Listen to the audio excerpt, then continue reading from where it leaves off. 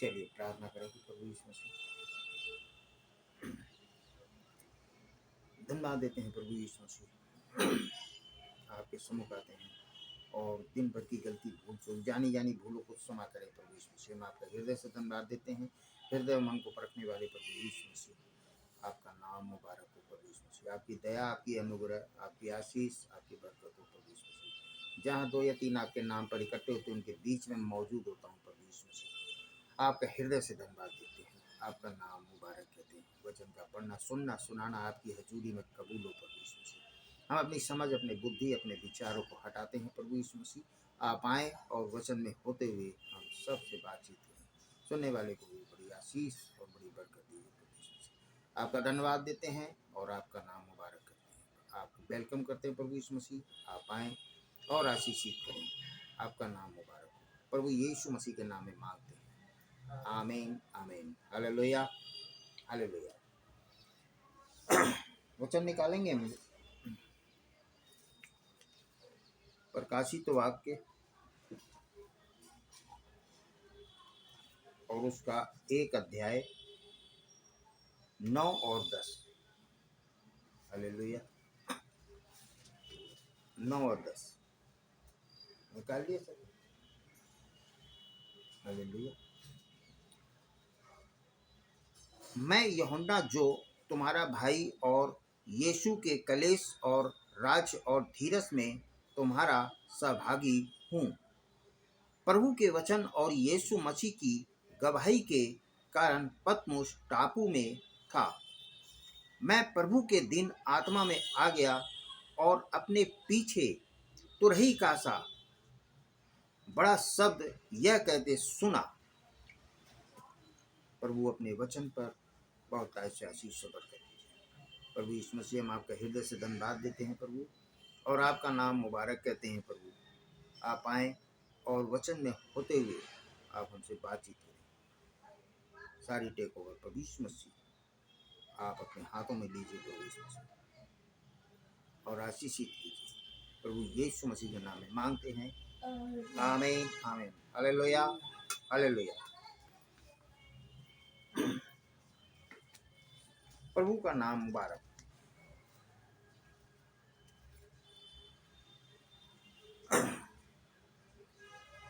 अभी हम पढ़ के आए हैं प्रकाशित वाक्य 9 और 10। हम पहले 9 को देखेंगे, उसके बाद प्रभु ने चाहा तो हम 10 को देखेंगे। हालेलुया। मैं यूहन्ना जो तुम्हारा भाई और यीशु मसीह के कलेश और राज और धीरज में तुम्हारा सहभागी हूँ, प्रभु के वचन और यीशु मसीह के की गवाही के कारण पतमुस टापू कहाँ पे था देखेंगे। पतमुस टापू, ये धीरज, यीशु मसीह के व्यक्तिगत के प्रकाशित वाक्य के दर्शनों की यह कड़ी यूहन्ना को तब दी गई थी। कब दी गई थी ये भी देखेंगे, जब उसका पतमुस टापू पर देश निकाला कर दिया गया था। हालेलुया। यह टापू एशिया माइनर में एजियन समुद्री तट पर लगभग 30 मील की दूरी पर स्थित था। हालेलुया है। चूंकि यह पथरीला था और इसमें सांपों, छिपकलियां और बिच्छुओं के झुंड भरे पड़े रहते थे, ऐसे पतमुस टापू पे यूहन्ना को डाल दिया। वहां पे कितने अन्य दिन, अभी एक मैसेज और भी प्रभु ने चाहा तो लेंगे उसको। वहां पर तो ऐसी ऐसी बातें कही, ऐसी ऐसी वचन कहे नबी के द्वारा, भाई बैनम के द्वारा खुलासा किया गया, वो भी देखेंगे है? कि कैसे उसने यूहन्ना ने। हालेलुया। इसलिए इसका व्यापारिक महत्व बहुत ही कम था। सो रोमी साम्राज्य इसका उपयोग काले पानी के रूप में करते थे। काले पानी में पतमुस टापू पर यूहन्ना को वहां पर डाल दिए। क्यों डाल दिए, किस लिए डाल दिए, वो भी देखो। हालेलुया। जहां बहुत ज्यादा हतोत्साहित करने वाले अपराधियों को, जो ज्यादा हरकत वाले हतोत्साहित अपराधियों को, राजनीतिक कैदियों को आदि को कारावास दिया जाता था, ऐसे लोगों को वहां पे काले पानी भेज दिए जाते थे। समझे? कौन भेज दिया थे? रोमी साम्राज्य। हालेलुया। आप ध्यान देंगे कि यूहन्ना ने स्वयं को घोर कलेश के समय मसीहों का भाई कहा था। कलेश के समय में, यह उस समय की बात है जब आरंभिक कलेशिया घोर कलेश के समय से होकर गुजर रही थी। हालेलुया। उनके धर्म का न केवल सभी जगह विरोध हो रहा था, वरन उन लोगों को बंदी गृह में भी डाला जा रहा था। समझे? ऐसा ना विरोध, सभी जगह विरोध हो रहा था है, और सबको बंदी गृह में डाला जा रहा था। हालेलुया। और मौत के घाट भी उतारा जा रहा था।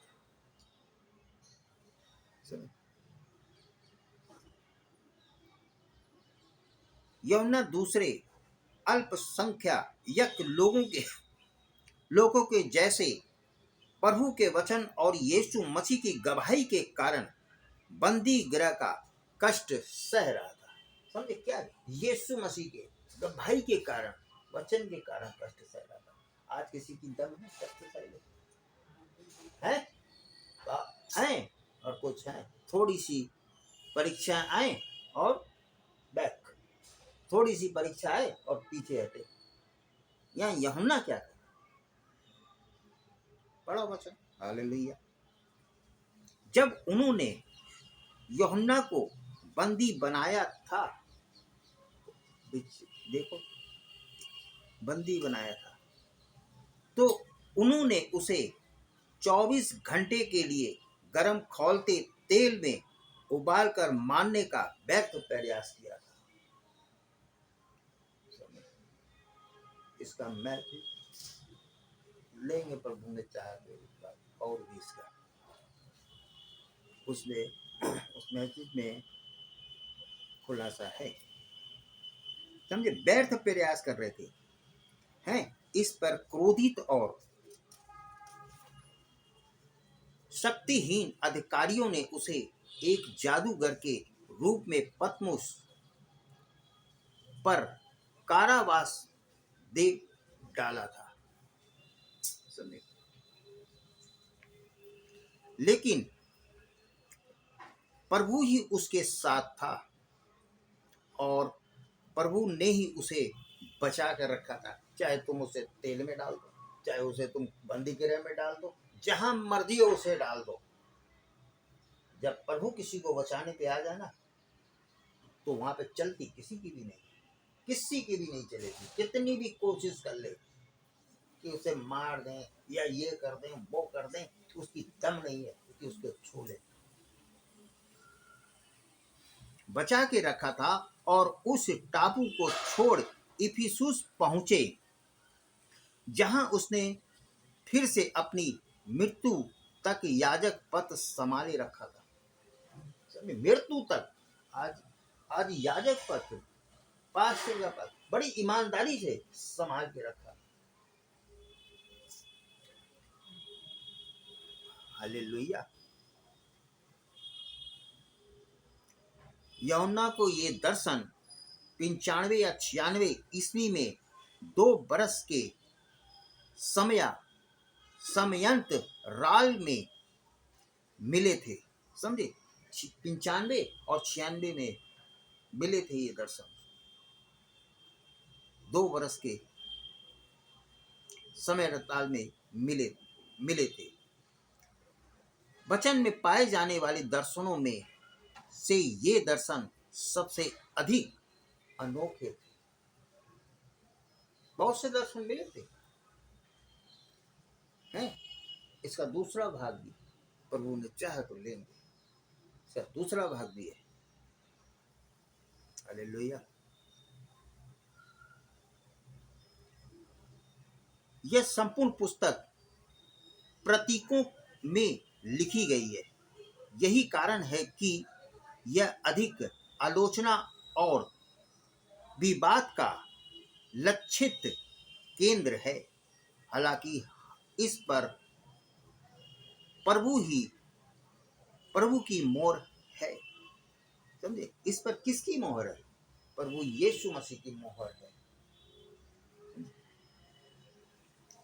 यही है वह जो इसे उन सभी पाठकों या श्रोताओं के लिए प्रमाणित और जबरदस्त मूल्यवान बनाती है, जो इन पवित्र पुस्तकों को पढ़ते और सुनते हैं। इसलिए सुनो, कुछ ऐसे भी हैं जो प्रकाशित वाक्य की पुस्तक पढ़ते ही नहीं है। इसमें लिखा है प्रकाशित में पहले ही पन्ने में 3 या 4 पेज में, पहले के 3 या 4 में ही लिखा है कि जो मेरा वचन सुनता और मानता है। और वहां पे लिखा है जो इस भविष्यवाणी की पुस्तक को पढ़ता और मानता है। कितना प्रभु को धन्यवाद।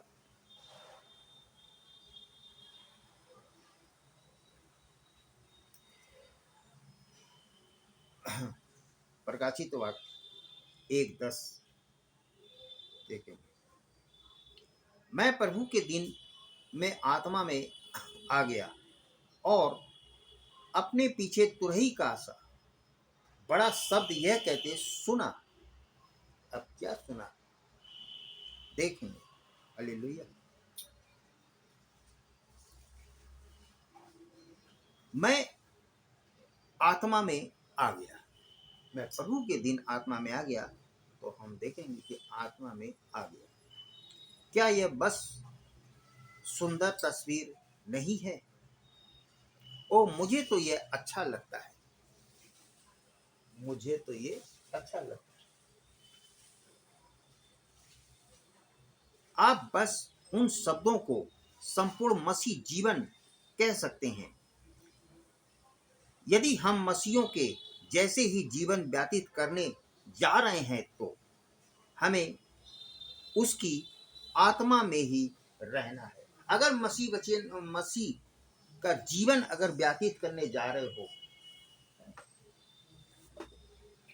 तो उसी के आत्मा में रहना है। समझे? कितने तो ऐसे हैं कि संसार की आत्मा में, कितने ऐसे हैं जो वचन की आत्मा में। लेकिन यहाँ यूहन्ना क्या है? यूहन्ना किस आत्मा में है? वो वचन की आत्मा में है, रहना ही है।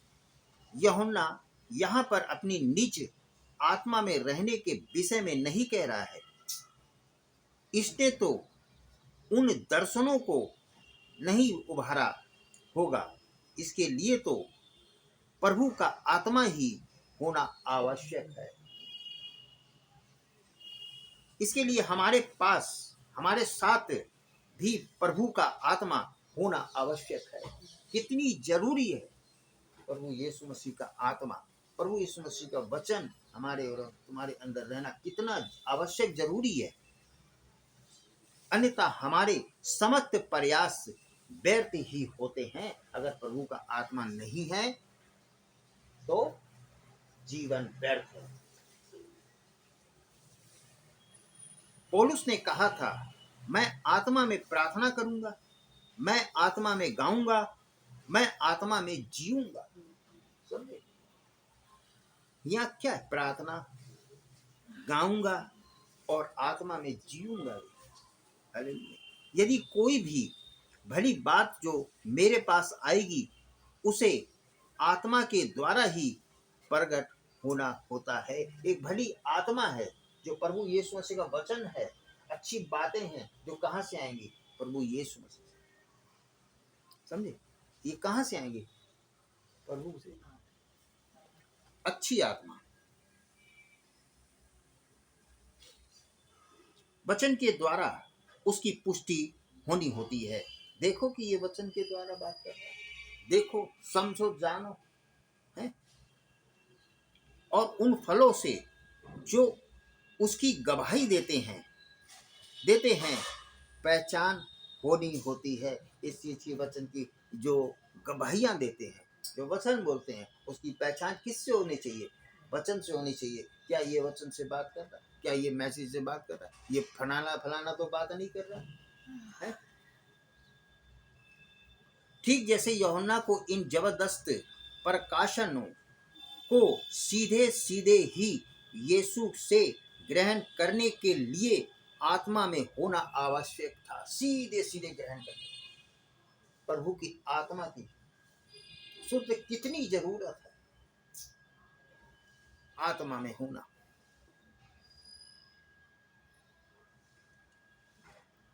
बिल्कुल ठीक वैसे ही निश्चित रूप से हमें भी उन प्रकाशनों को जो प्रभु ने हमें अपने वचन में दिए हैं, समझे, जिनके द्वारा हम जीवित रहें।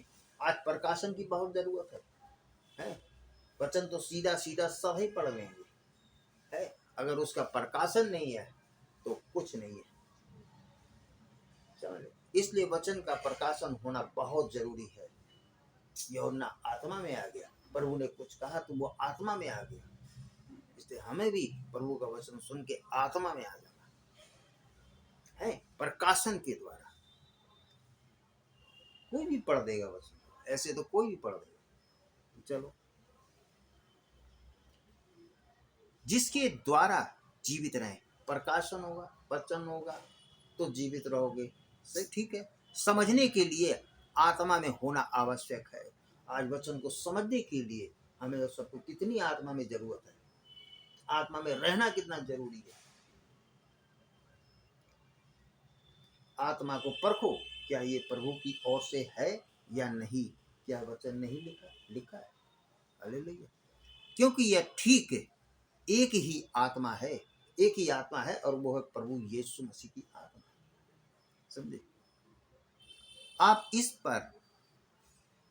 इस प्रकार से दृष्टि डालें। सभी लोग बाइबल को बहुत ही अधिक पढ़ते हैं। क्या पूछ रहे हैं? यहाँ पर पूछा जा रहा है, यीशु मसीह पूछ रहा है, भाई बहन पूछ रहे हैं, मीटिंग लगी हुई, आज भी यहाँ मीटिंग लगी हुई है। क्या पूछ रहे हैं? क्या आप लोग बाइबल को बहुत अधिक पढ़ते हैं? जहां यह प्रेरितों के काम 2:38 में कहती है, मन फिराओ और तुम में से हर एक अपने पापों की क्षमा के लिए यीशु मसीह से के नाम से बपतिस्मा लो, तो तुम पवित्र आत्मा का दान पाओगे। अगर किसी ने अगर प्रभु यीशु मसीह के नाम में बपतिस्मा नहीं लिया है ना, वो पवित्र आत्मा का दान नहीं पाएगा और ना ही उसके अंदर पवित्र आत्मा पाया जाएगा। समझे? बात बिल्कुल साफ है। और वे इसे पढ़कर आगे बढ़ निकलते हैं, वचन पे ध्यान ही नहीं देते हैं, उनके पास प्रकाशन नहीं है। इसलिए प्रकाशन होना बहुत जरूरी है कि ये वचन क्या कह रहा है, और ये पढ़ते हैं और आगे बढ़ जाते हैं, उस पर विचार नहीं करते कि ये वचन किसके लिए है।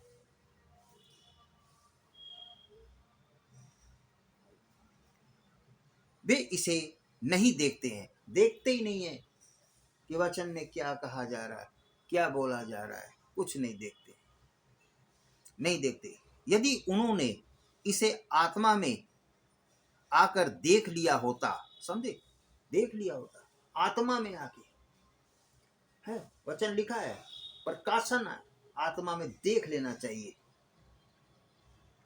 देख लिया होता तो वे यह जान गए होते कि यदि वे पवित्र आत्मा प्राप्त करना चाहते हैं, देख लिया होता।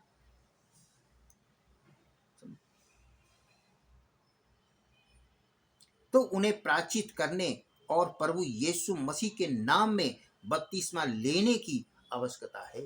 इसलिए कितना जरूरी है देखना,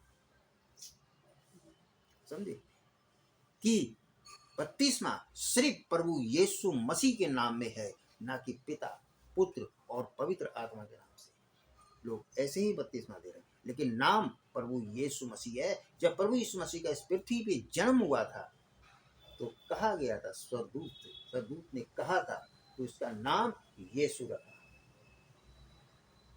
हालेलुया। आज वही नाम जो सब नामों में श्रेष्ठ है वही काम करेगा। ना पिता करेगा, ना पुत्र करेगा, ना पवित्र आत्मा करेगा, कोई ना करेगा। हालेलुया। इसलिए बपतिस्मा सिर्फ प्रभु यीशु मसीह के नाम में है। बपतिस्मा लेने की आवश्यकता है और तब प्रभु उन्हें पवित्र आत्मा से परिपूर्ण करने के द्वारा अपने वचन को पूरा करने के लिए कर्तव्यबद्ध है। समझे? जब ऐसा उन्होंने कर लिया, बपतिस्मा ले लिया, तो प्रभु अपने फिर वचन के अनुसार है, वचन के अनुसार परिपूर्ण करने के द्वारा अपने वचन को पूरा करने के लिए कर्तव्यबद्ध है। फिर वो पूरा करेगा ही करेगा। हालेलुया। वे कभी आत्मा में नहीं आते हैं, वे कभी प्रभु यीशु मसीह के आत्मा में आते ही नहीं है, आगे बढ़ जाते हैं, सुनते ही नहीं है। हालेलुया। अन्यथा यह उनके लिए ठीक वैसा ही होता है जैसा कि वचन कहता है। उनके लिए भी वैसा ही होता है, नहीं सुनोगे तो वैसा ही होता है। समझे?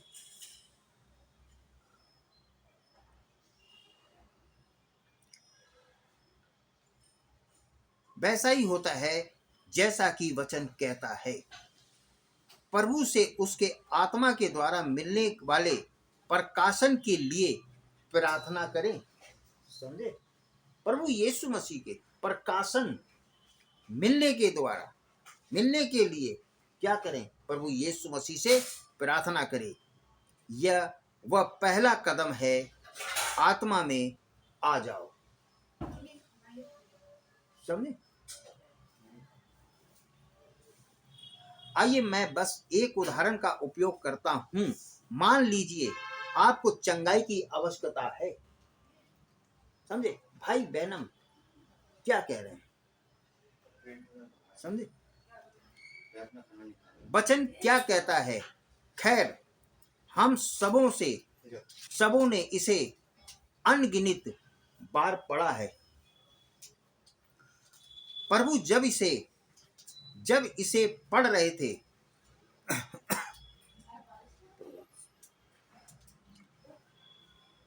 क्षमागण, हालेलुया, अनगिनत बार पढ़ा है, परंतु जब इसे पढ़ रहे थे तो इसे आत्मा में नहीं पाया। जब वचन पढ़ रहे थे, सुन रहे थे, उसको क्या वचन को आत्मा में नहीं पाया।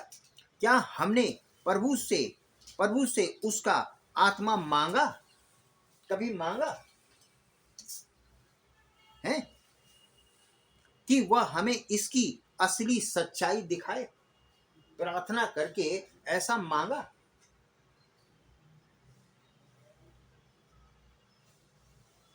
कि सच्चाई दिखाए? यदि हमने मांगा होता तो हमने प्राचीनों को बुलवाया होता। समझे? क्या कह रहे हैं? सुनो। और अपने पापों का अंगीकार किया होता और तेल मलवाकर प्रार्थना करवाई होती, और यह बिल्कुल ठीक वैसा ही हुआ होता। हो सकता है यह तुरंत ही तो नहीं हो जाता। समझे? तुरंत नहीं हो जाता, लेकिन उसके आत्मा ने तो यह पूरा हो चुका है। समझे? इसके अलावा और कोई उपाय नहीं है। समझे?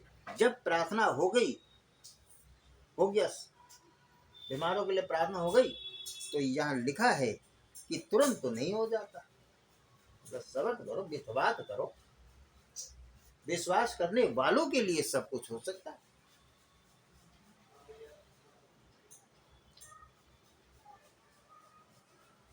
इसके अलावा और कोई उपाय नहीं है। प्रभु तो अपने वचन को पूरा करेगा ही करेगा। अगर प्रार्थना हो गई है बीमारों के लिए या किसी भी चीज के लिए, तो प्रभु का वचन उस चीज को, उस बीमारी को बिल्कुल पूरा और अपने वचन के द्वारा पूरा करेगा ही करेगा। ओ हमें तो आत्मा में आने की आवश्यकता है और तब वे बातें पूरी होंगी। समझे? ऐसे नहीं पूरी हो जाएंगी जब आत्मा में हो नहीं और ये हो जाए वो हो जाए। जब तक प्रभु यीशु मसीह की आत्मा में, उसके वचन में सबसे पहले कर्मों के करने की आवश्यकता नहीं है, आत्मा में ही आने की आवश्यकता है और फिर कार्यों को करना है। और तब देखिए प्रभु क्या करेगा। आत्मा में होने की कितनी जरूरत है? 2-4 मिनट और लेंगे और फिर प्रार्थना कर जाएंगे। क्या कभी आपने ध्यान दिया है कि संसार कैसे उन कलापों की आत्मा में आ जाता है? संसारिक लोग कैसे हैं वो, कैसे आत्मा में आ जाते हैं संसार की बातों में, है ना? आत्मा में आ जाता है जो संसार में होते हैं। जब वे अपने जुओ खानों में और खेल कूदों की गतिविधियों और अपने नाच घरों में जाते हैं, तो वे उसी आत्मा में होकर अंदर प्रवेश करते हैं।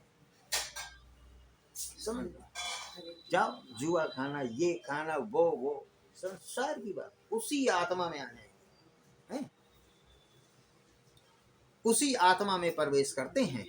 हालेलुया। वे वहां पर दीवारों पर टंगे फूलों, सूखी पुरानी डालियों के जैसे ही बैठते हैं, चुपचाप बैठ जाते हैं सूखी डाली की तरह, हैं? फूलों की तरह जान लटक गए, वहां लटक ही गए। समझे?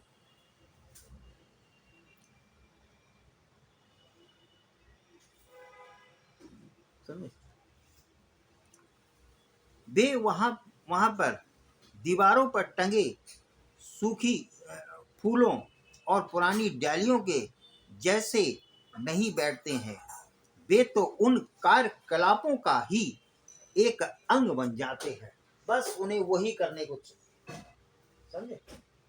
संसारिक बातों में उनको बस वही चाहिए, उनके अंदर वो अंग बन जाते हैं। समझे? परंतु वे किसी प्रकार से मसीहों से प्रभु के वचन के आत्मा में आने के लिए घृणा करते हैं। समझे? संसार की बातों में तो आ जाएंगे, लेकिन प्रभु की आत्मा में आने के लिए क्या वो घृणा करते हैं। समझे?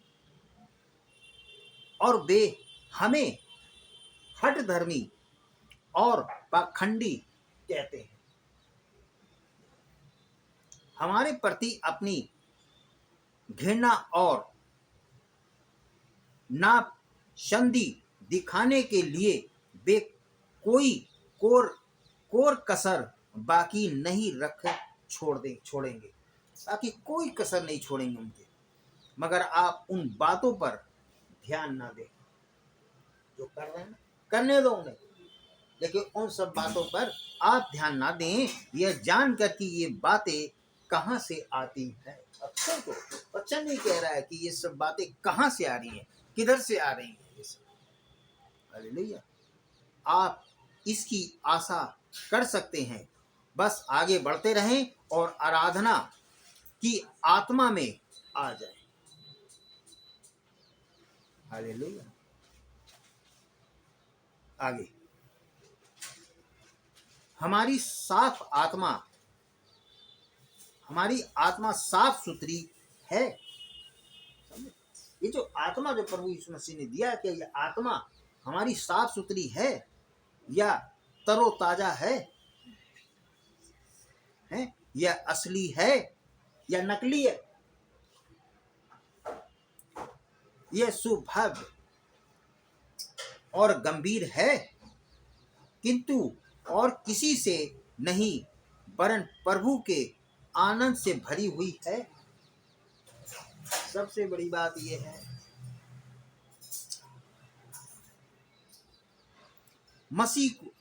मसीही को प्रभु में अपने आनंद से ठीक वैसे ही प्रचुर और भरा हुआ होना चाहिए। समझे? जैसे संसार अपने सुख विलास में प्रफुल्लित और आनंद मनन होता है। समझे? कैसी कैसी अच्छी अच्छी बातें हैं, है ना? मसीही और संसारी लोग दोनों ही मनुष्य हैं। क्या है? दोनों, मसीहत भी और संसारी लोग भी, दोनों क्या हैं? मनुष्य ही हैं। दोनों की भावनाएं होती हैं अपनी अपनी, दोनों की भावनाएं अपनी अपनी होती हैं। समझे? अंतर यही है कि मसीहों का हृदय और भावनाएं महिमा के प्रभु और उसके प्रेम से पूरी तरह से भरी हुई होती है। समझे?